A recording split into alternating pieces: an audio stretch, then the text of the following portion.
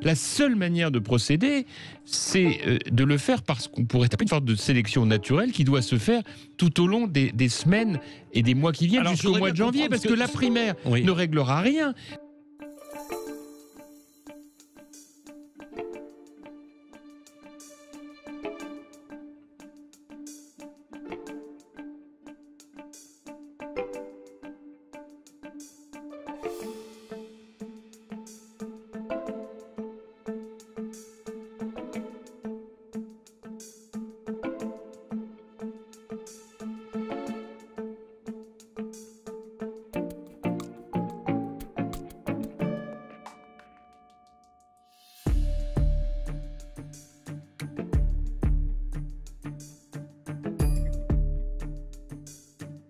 La seule manière de procéder, c'est de le faire parce qu'on pourrait taper une sorte de sélection naturelle qui doit se faire tout au long des semaines et des mois qui viennent jusqu'au mois de janvier, parce que la primaire ne réglera rien. D'abord parce que il y aura peu de participation, donc la légitimité du gagnant ou de la gagnante sera très faible. Deuxièmement, parce que Xavier Bertrand a décidé de toute façon de ne pas y participer. Donc on sait que ce n'est pas une solution. On l'a vu en 2016 comment ça se termine.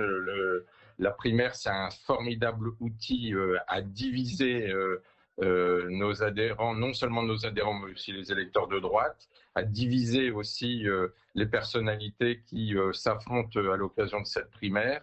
Et nos concitoyens ne comprennent pas comment on peut s'écharper joyeusement pendant cette primaire et après, de façade, d'apparaître comme tous unis pour aller à l'élection présidentielle. Les candidats n'ont jamais pu se retrouver après la désignation de François Fillon.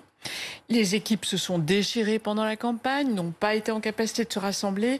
Et évidemment, les affaires s'en sont mêlées, mais sans les affaires, il n'y avait pas un climat qui prédisposait au rassemblement.